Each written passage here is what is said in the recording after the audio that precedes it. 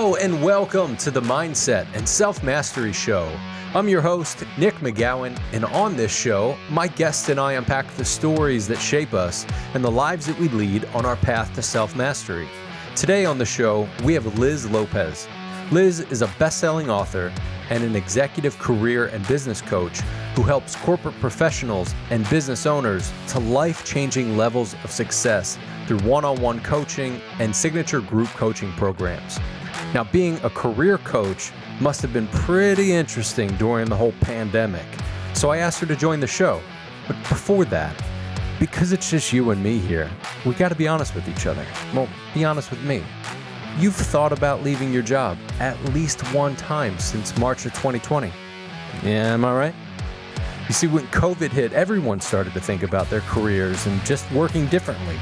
So Liz and I get into some of the behind-the-scenes conversations with executives and business owners throughout the past few years about making life and career changes, as well as the stories that have shaped Liz and the wisdom she can share with us all. So let's not wait any longer. Let the games begin.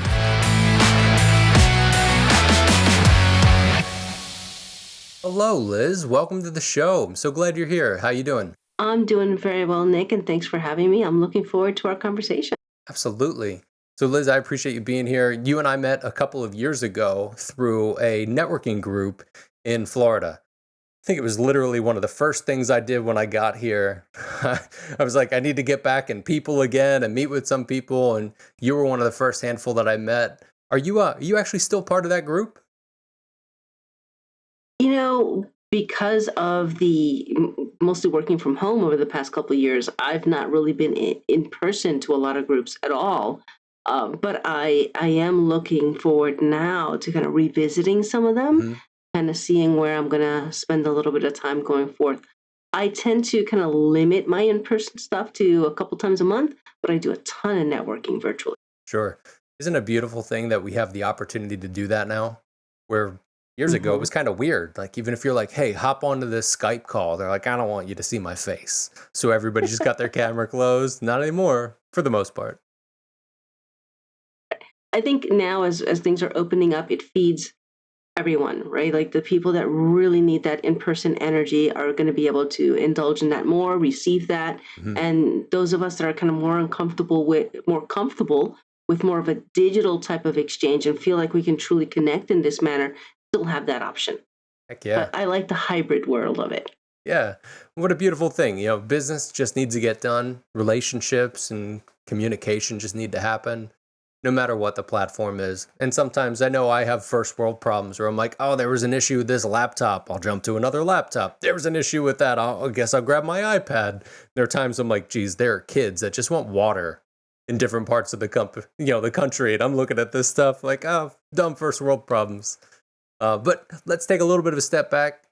Liz, why don't you introduce yourself? Tell us one thing you do for a living and maybe something that most people don't know about you. Sure, sure.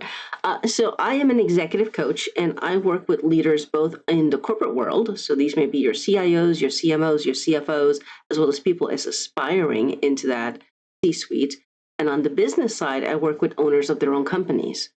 So we're looking at success strategies, whether they're looking to accelerate growth in careers with their credibility and their visibility, or they're looking to accelerate growth within their business with sharpening their business model, really getting clear on their messaging and sales process, and then going into some highly productive lead generation to achieve what I like to call joyful profitability, where they're leading a life where they're really enjoying what they're doing, they're not working themselves to death, and they are creating abundance for themselves and for their legacy.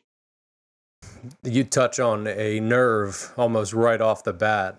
I was having a conversation with somebody recently about the whole hustle culture.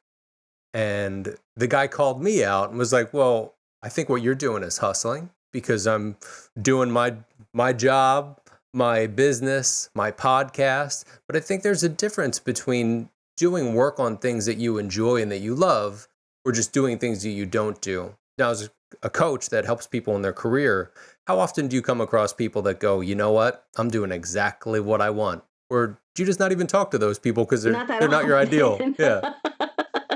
Right. Well, it depends. On the career side, they're on a path, so they may be at the end of their path with Mm-hmm. where they are and looking to make that next move, right? So Mm-hmm.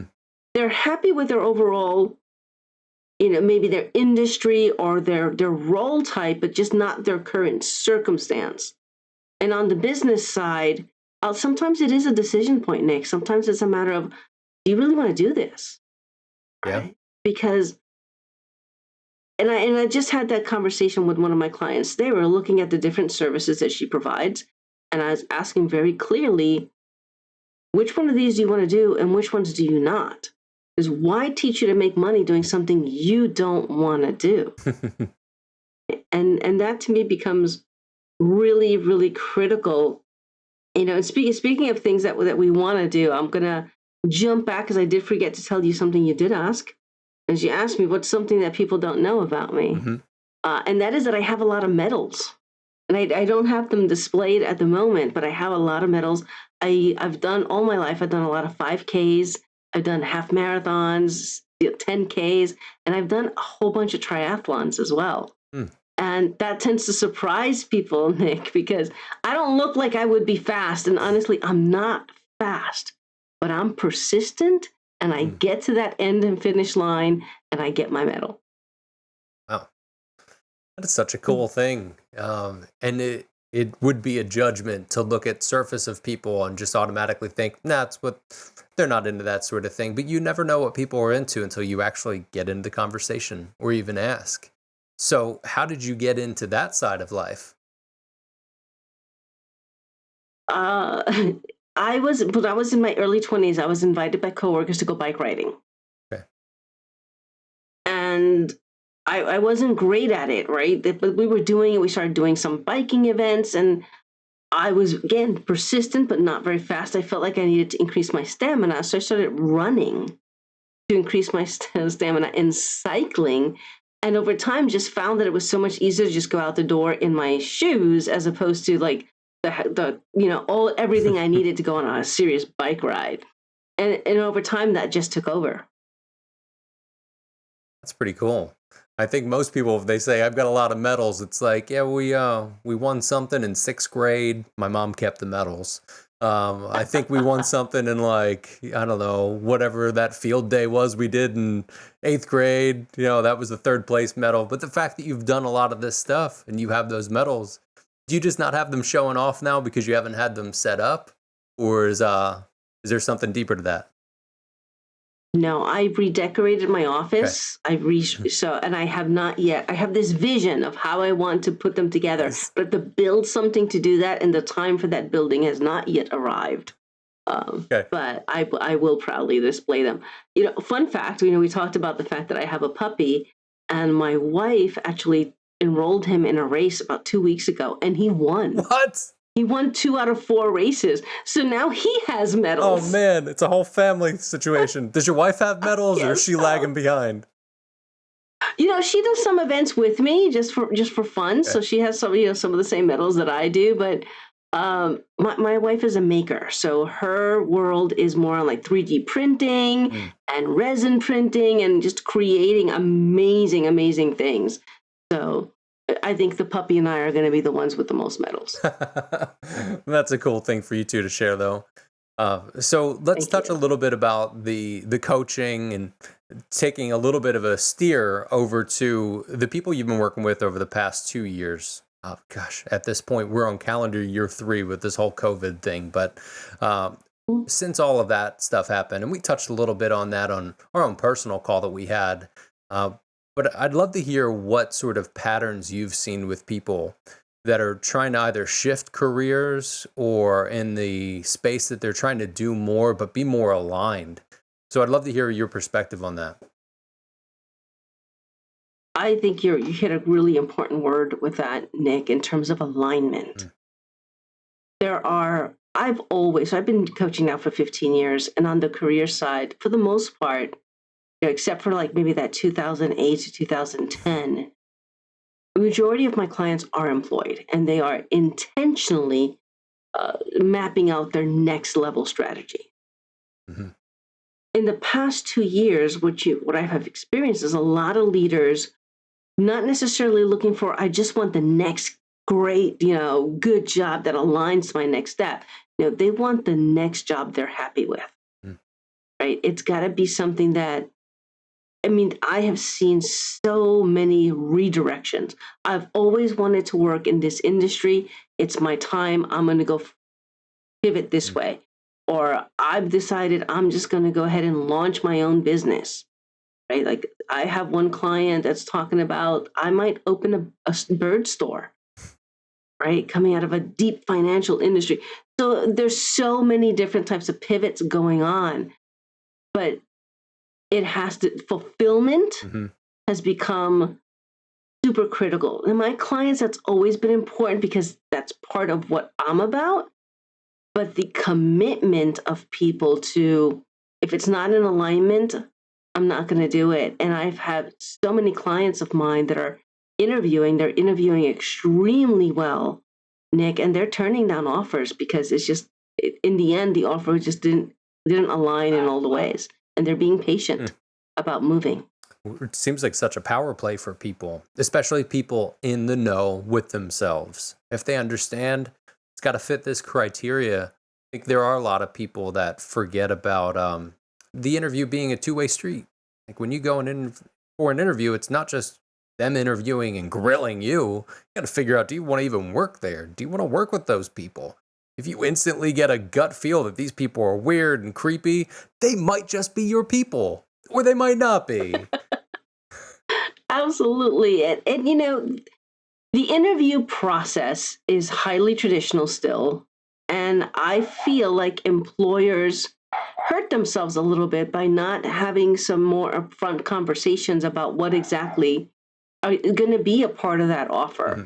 You go through that process for so long. These are long, sometimes multi-month processes Yeah. to hire these executives and then come out and make an offer that isn't in alignment. You could have saved yourself a lot of time if you had just disclosed more upfront. Mm-hmm. So it becomes this dance when I wish it could be a much better partnership in really reaching a decision about can we be mutually beneficial to each other. Sure. This may be a very simple question, but do you think that just basically boils down to the people? Because if there's people on both sides that are empathetic and understanding and trying to look for a win-win, you would think that it would work out that way. But maybe that's typically not the case. Are your clients finding that to be where they're meeting with other companies that are sort of along that same line, or no? I believe that there's really good intentions.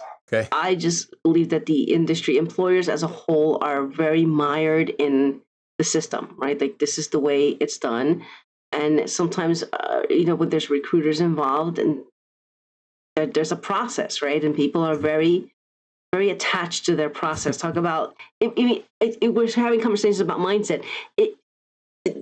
It's such an enormous change. Mm. And the mindset has to be there first, right? They have to feel the safety, Nick, that we will arrive at good decisions even if we do this from a genuine human direction. And I don't think that mindset's there. No, I agree. And what a beautiful way to basically say no. They need to clean their shit up. Like everybody. And it's a people thing. Well, I think they're spending a lot of money they wouldn't need to if they would embrace a different way. But Yeah. I think there's a lot of fear involved. Yeah. I know there's a lot of fear just in the industries, no matter what. So if you think of fear of supply chain issues and just stuff that's happening, there's also the fear of the companies that have employees that are leaving. Some that are leaving on their own or needed to be asked to go somewhere else because of that. I think that inner stir. It seems like most everybody, started to have some sort of inner stir when everything happened. They were like, what do I want to do? So do you find that people are now coming to you saying, I feel like I need to find something aligned, or are you working with them to find that aligned thing? So part of my clients are in transition, right? They are intentionally making a move, where a whole other part of my clients are in role, like they are CIOs, CEOs, CMOs already in place. They're not looking to make a career change. I'm just their executive coach, right? I'm their board of advisors, the one person that they can talk to and like be real with. Yeah. So I kind of see both sides of that equation. A great example of this, I recently am supporting one of my clients in onboarding to a new organization. And as I'm studying the organization with him and talking about to the different roles, one of the people that'll be a peer to him is the senior VP of supply chain.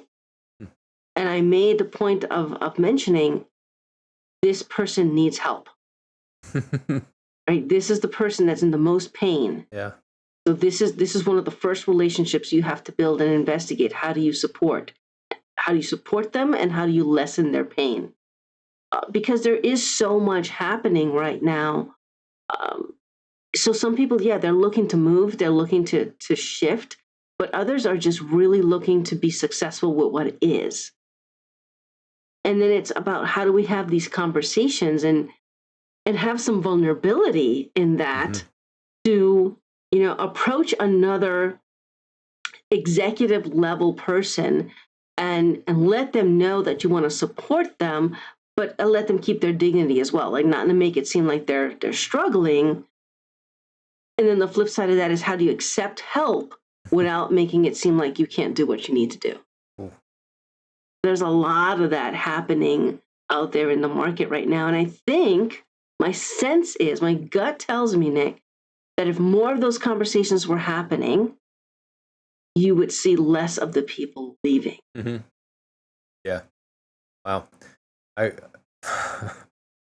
could think that could probably go for many sort of relationships. The people that were married and got a divorce throughout COVID, people that switched jobs or changed careers or made some sort of transition. I guess, hell, even the people that just bought the COVID pet because they were like, well, we're stuck at the house. What we're going to do? Let's get a dog. Let's get an iguana or whatever. There are those little stirs that come up, and being able to manage what that alignment looks like. I know that's something firsthand that you've actually helped me with, and I'm not sure if you're aware of that, but a couple of years ago I think we talked a couple times, like maybe an hour or two over the course of a couple weeks. I was basically having a breakdown. I don't think they call it a nervous breakdown anymore, but I was in the midst of something and about to leave my own company.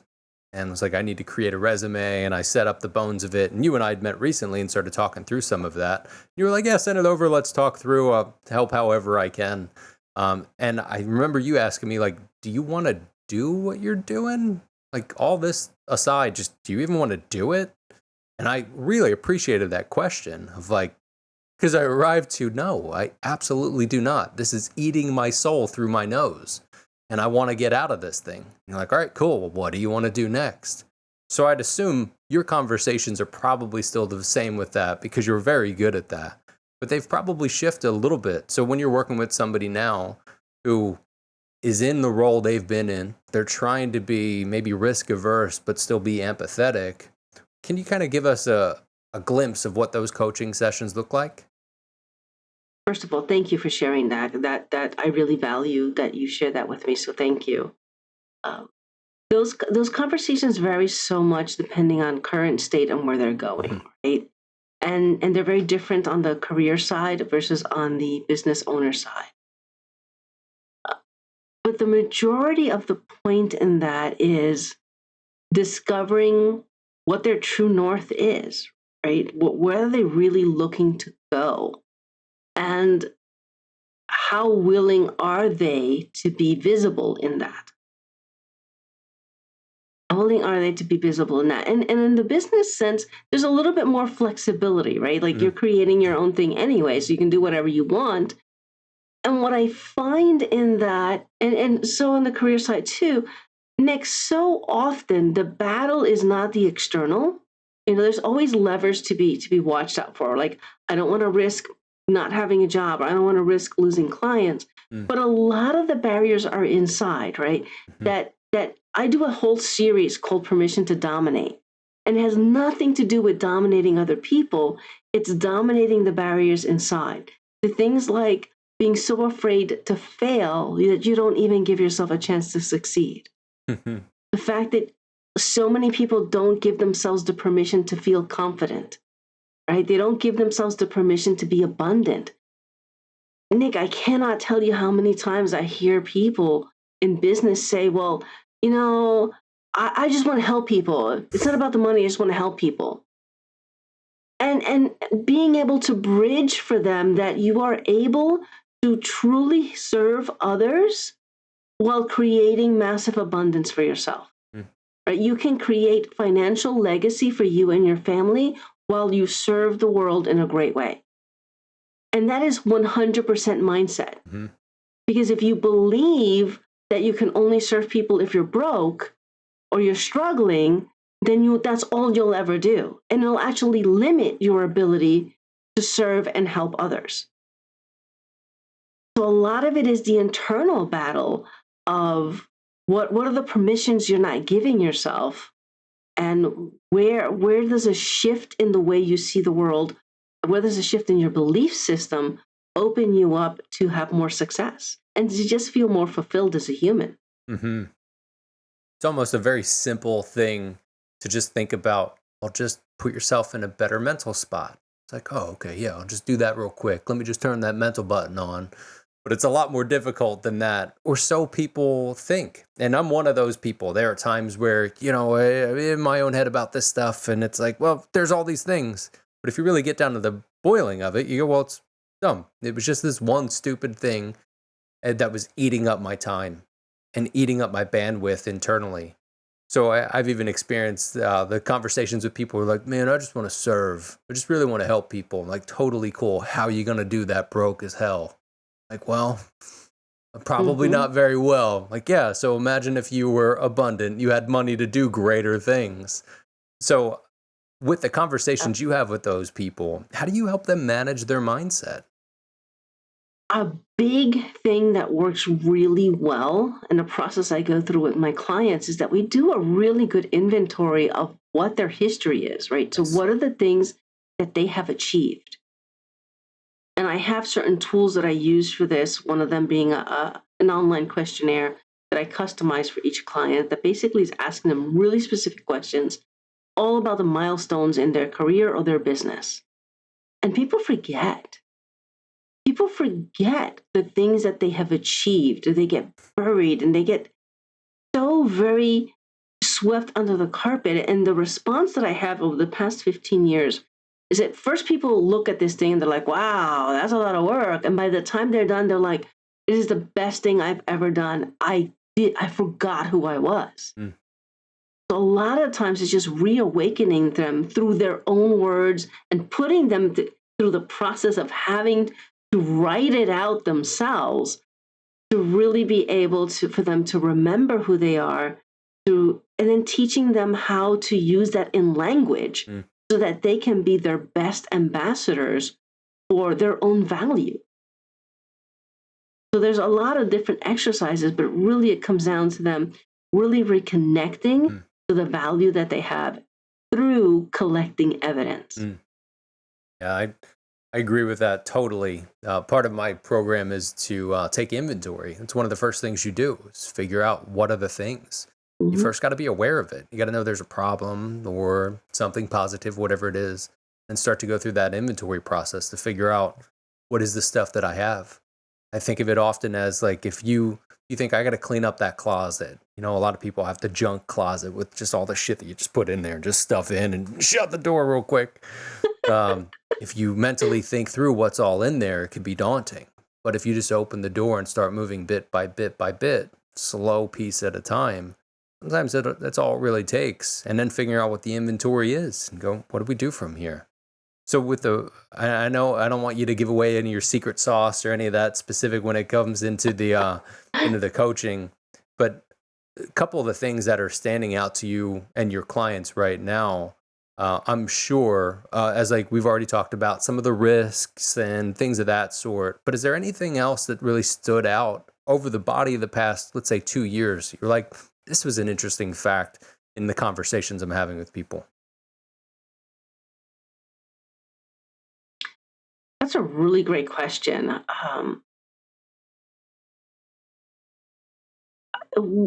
Just today, I was coaching a client and she was going to meet with another executive. Now, I don't coach that other executive. I don't know that other executive. But I was able to frame from her, here's how to prepare. Because here's what's likely, this is what this person is likely going to be saying and doing, right? None of it was negative, but it was just an analysis of that person that would allow her to prepare for that engagement. And she almost fell out of her chair. Liz, I don't know how you do this. You don't know this guy, and you're describing him to the T, right? And now, like, I have seen that about him, but I didn't really think about that in the context of our conversation. So now I feel a lot more prepared and could really mentally adjust and even kind of relax into this conversation because of those observations. And that's always something I've been able to do, is to really see people clearly, but also help them see the world around them really clearly so that they could have better interactions. Man, is that something you think you were born with, or did that come through experience early in life? I definitely think it's a talent that I've always had and that I've learned to hone, that I've put time and dedication and investment into developing because it serves my clients well, right? My ability to connect with them and to read them, but also to understand other people allows them to better strategize and better prepare to be more emotionally available at times. And it's certainly not, it doesn't come from a cold place of like, oh, I read them like a book, or, yeah, it really is more of an intuitive sharing, a very, like, I'm very business based, but I do get really clear on what all the moving parts is. I read politics, office politics really well.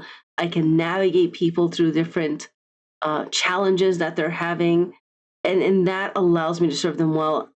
Absolutely feel like I've always known it from my childhood that my success comes from championing the success of others, and these skills are a part of that contribution. So over the course of time that you worked in corporate America, let's say, or just any sort of jobs, and you saw that stuff happening, is that how you got into coaching? Just by naturally coaching other people you're working with? I had the incredible honor of having leadership positions when I was in the corporate world, so a lot of that came from there. Honestly, I didn't really set out to be a coach. I did a lot of consulting on the content side. It was helping people with their messaging at the beginning of my solo career here as a business owner, really helping them get clear on how to express themselves so that they could better engage their target market. And over time, it evolved into coaching. And then I decided, well, I need to get a little serious around them. So I got coaching on coaching and the certifications just to be able to serve them better. But it definitely had its evolution. I've always been someone that people came to for guidance. I'm the older of five. I have 14 nieces and nephews. So like I am constantly tapped into for guidance. So that's always something that I've aimed to be very graceful in, be very non-judgmental in, and to be very authentic in doing that. And to be pulled on in so many different directions, clients, family, all of that. It almost sounds like it could be one of those situations like with a hairdresser almost. Like they cut hair for work, then they come home and the family's like, hey, hair's getting a little long. And they're like, here's some damn scissors, cut it yourself. I don't want to. So how do you manage your bandwidth where you're able to love and serve, but still balance your time? When you first launch a business, you're so hungry. Like you want like every client you can possibly get. But you reach a point, if you're fortunate, and I feel very grateful in this, that I can be more mindful of who I take on and who I don't. And I have boundaries set around that, right? I work with X number of clients on X number of days. And I aim to stick to that as much as possible so I can honor time with my family and also have a lot of downtime. Like my hobbies do not involve speaking, right? I watch movies, I read, or I'm doing something, to gain another medal. But they're very quiet activities. Well, that's smart. I've realized over the course of time that sometimes I can work myself kind of crazy, especially on things that I love to do. So having things outside of whatever work we're doing, even sometimes just getting off the damn computer and going to do something different, and one of those hobbies that are quieter hobbies. And maybe that's a thing for people that talk a lot. It's what we do, coaching or sales. They were just talking, talking, talking, talking. Right now, this is a friggin' podcast about us talking. And we're doing pretty well with it, so virtual high five. So in that, yeah, where you're able to kind of slow down, do you find that it's gotten easier for you over the course of time to be able to pull your energy back and say it's me time or it's family time or what have you? Or do you have a little bit of a buffer zone where you have to kind of reel from the day and kind of get into the other mode? There's definitely a little bit of a buffer zone. And I have to be intentional about it because I really love what I do, and I could easily overwork. And that only lasts so long before I get totally drained. So Right. I manage that carefully. Ironically, the day to day is probably more challenging for me, really having to be very disciplined around that. Whereas seasons are easier for me. Like, I take 3 weeks off during the holidays, no matter what. And I'm completely comfortable with doing that. And there are times when fellow coaches like, "Oh my God, aren't you afraid all your clients are going to disappear?" And I'm like, "No, I'm not at all." Um, and and I'm very mindful about taking Mhm. vacations and being, for the most part, disconnected in those. So I'm very, very comfortable with assigning blocks of time that are just mine. But I have to discipline myself in not having an extra long day because I can get in such a roll with Mhm. things, and I need to know when to step back. Is there something that hits you maybe in your intuition that you're like, it's that moment, I need to step away? Or is it just something where you go, oh, I don't know if it's my intuition or my lower back that says you've been sitting here way too long. all right. Oh man, yeah. So even if you get a stand-up desk, it's still probably going to happen. I realize the same thing.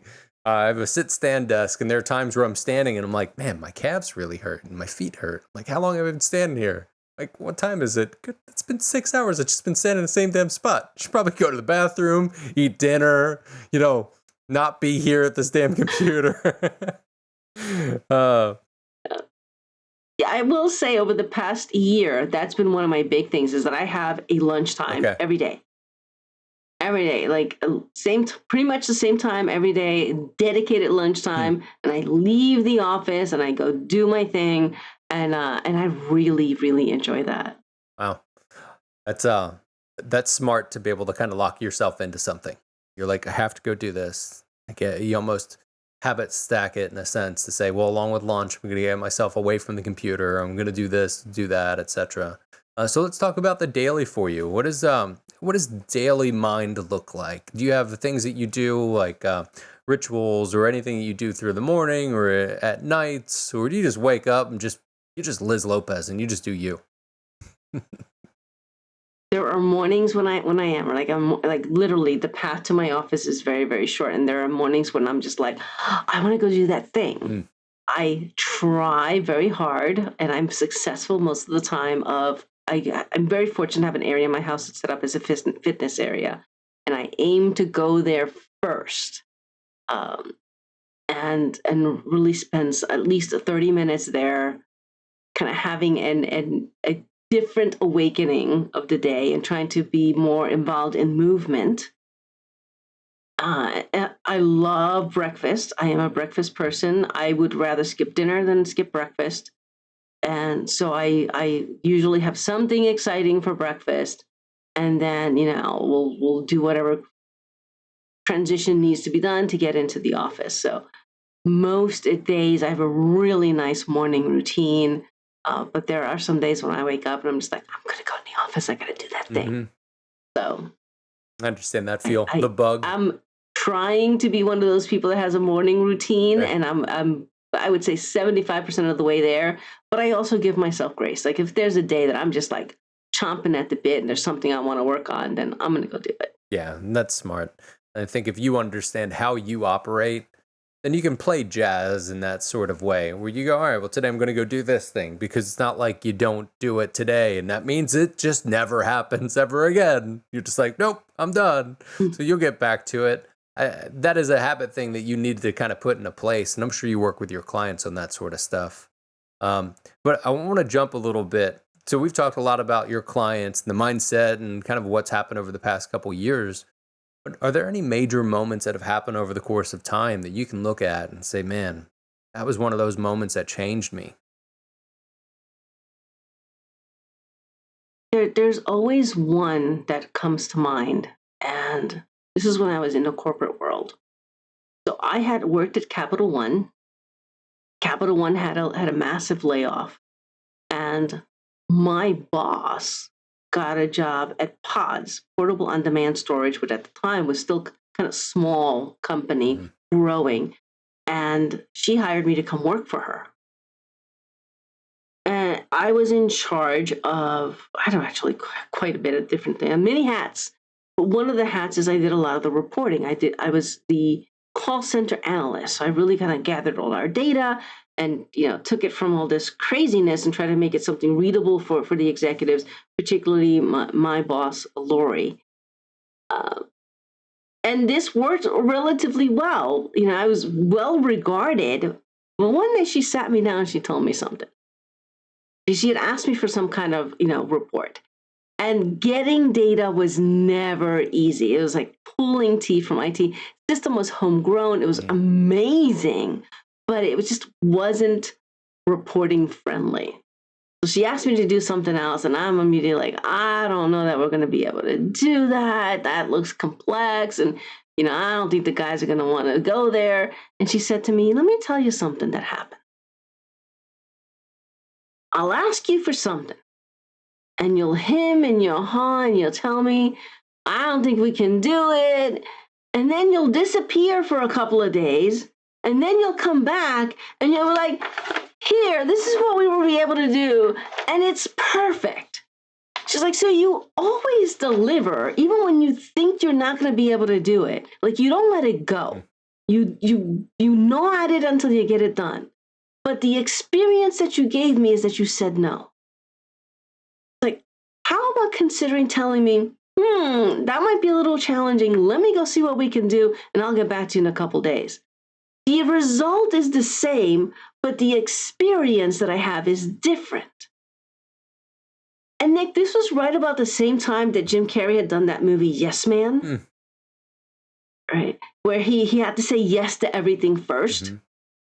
And it really, like, that conversation and having recently watched that movie just kind of exploded in my head of what is the experience that we're delivering and how often are we saying no when either a yes will do and then go figure it out, or a, you know what, let me give that my best shot. Let me look into that for you. Let me approach that. Let me study that. Let me analyze that. What a great idea. I'm enthusiastic about that. Let me find out the logistics of it, right?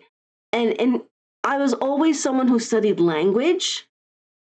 I'm the kind of person that will tell somebody, avoid this as opposed to don't do this. So when she said that to me, it really was just massive lightning bolts, and it was life-changing. It was absolutely life-changing. And I know this person. This is 15 years ago. We are still friends because that was just a moment that opened it up for me, because shortly after that, I launched my business as a side gig. And every time somebody would ask me, can you do this? I would say, yeah, I can do it. And as long as I felt it was in the realm of possibility for me, Nick, it was like, yes. And I'd go and I figure it out and I would deliver. And I would not have been able to do what I did here today if I was still starting with no. Oh, wow. What a shift. Like, imagine as a coach talking to somebody and then being like, well, I'm having a problem with this and it's right in your wheelhouse. Can you help me? And you're like, oh, well, you sound like you could be kind of shitty at times, and I don't know if that's going to work. And, here's this, and I'm also seeing this is potentially a problem. They're going to be like, oh, Okay, and probably feel much worse. So the fact that you're able to take that and be like, yeah, well, let's spin this, I appreciate from the sales side of just going, sure, yeah, how are we going to do this thing? But as long as it's right around your wheelhouse, typically I found that that's a good spot to kind of get yourself moving. Are you in that same spot where you go, all right, well, I said I'm going to do this thing, so damn it, I'm going to figure it out? Oh yeah, I totally am, and I'm fortunate enough that I have a good team around me. I Mm, have got a great network. So I mean, and then there's your friend Google, right? Like you can figure out pretty much anything. yep. But I'm also mindful of boundaries, right? If somebody comes into me and they have something that they need, and it's not really in my wheelhouse, I'm going to be enthusiastic with them, but I'm also going to be enthusiastic about connecting them to the right Yeah. person. Right? I'm not at a place in my life, and I never really was, but especially not now, where I'm just going to take a client to take a client, Hmm. right? I'm going to take the people that I can serve properly. And if we're not, I don't feel like we're in the perfect alignment, like we're not a good match. I have wonderful colleagues that own their own coaching practices that I can refer them to so that they can have a better experience. Yeah. And you got to be aligned with yourself. Back to the beginning of this Hmm. conversation, you got to know what's right for you. At that point, you're so much easier to be flexible and say, well, I know what makes sense for me. If you fit within this, then great. Let's party. If not, totally good. This person can help. That's that's a beautiful way that I appreciate that you look at that sort of stuff. I know throughout the conversations that you've had, even with me, many years ago, there was no trying to sell. It was just, hey, does this make sense? If I can help a little bit, I'll help a little bit. And I don't think I put too much stress on you. But again, thank you for your help with that. Um, are there any other moments that kind of come to mind, or anything that stands out that was kind of a shift in life?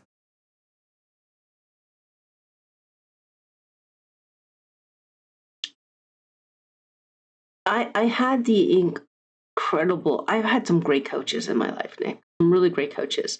Um, One of the first coaches that I really got that I made a major investment in was Lisa Nichols.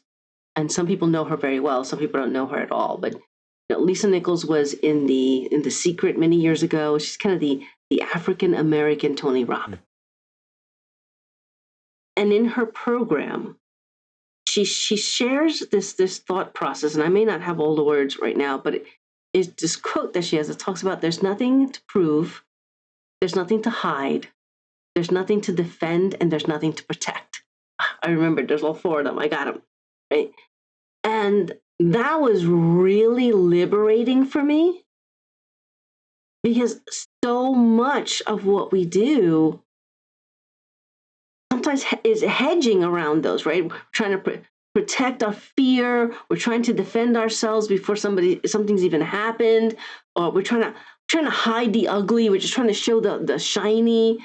And I found that just absolutely, really, truly liberating to know that I had permission to just be my authentic Mm. self, right? And that was something that always resonated with me. But to hear it sometimes from others is so important. And Nick, to me, that also proved the importance of voice, right? And Lisa Nichols was a very big speaker, but I've also learned amazing things from somebody just starting out. And the lesson behind it all is that you need to speak. You need to be sharing your message. If there's something inside of you that's telling you this needs to be known, to share it and to not worry about who said it before Mm. or how they're saying it or if they're saying it better or if they're saying it fancier. There are people that will only be able to hear it in the method and in the way that you say it. They can only hear it from you. And if we can remove ourselves from comparison Hmm. and know that we have permission to build out our space in this universe, then we will be able to more courageously deliver our message. And in that, we will better serve others. We will unlock others to serve the way they need to serve. That was beautiful. Thank you. And I really appreciate you being on the show today. I think this has been a fantastic conversation. I would love to have you back at some point, and especially at the point when those medals are up on the wall somewhere. Might have to move that camera around to be able to see them. But please tell me where people can find you and they can connect with you. So a couple of places, and first of all, thank you, Nick. I have loved this so much. It's been such a great conversation. I love that we've reconnected. I'm so excited about the work that you're doing. So thank you for sharing your space with me and for sharing my voice with your audience. And if they'd like to connect with me, my website is www.lizmlopez.com. So lizmlopez.com, just like my name. Or you can find me on LinkedIn. I am big on LinkedIn. I love LinkedIn. Let's jam on LinkedIn. And I'm there as well as Liz M. Lopez. Again, Liz, thank you so much for being on the show. It's been a pleasure to have you, and I look forward to having you back again. Thank you so much, Nick.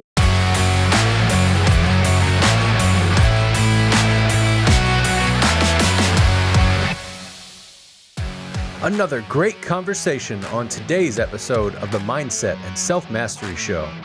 Man, I really love when a conversation wraps up with a great lesson, like allowing ourselves to courageously deliver our message to the world.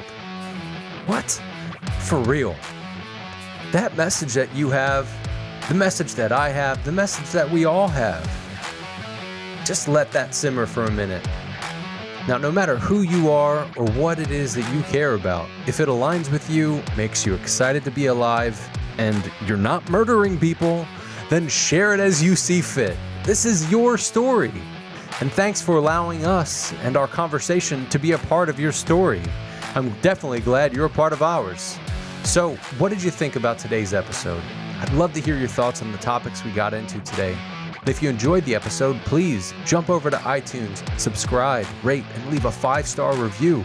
They help us be found by other people and help others be healed. And if you really enjoyed the show today, go ahead and share it with your friends. We covered a pretty tough subject and got into some great tips about career change and life. And check out the show notes for more info and contact info for Liz. And check out the other episodes on the Mindset and Self-Mastery Show.com. as well as our YouTube channel, The Mindset and Self-Mastery Show. Just go ahead and type that in, hit search, and there you go. Thanks again, Liz, for being real. Thanks for being honest, vulnerable, and being open with us. And thank you to you for listening. And with that, remember, your mindset matters. And so do you.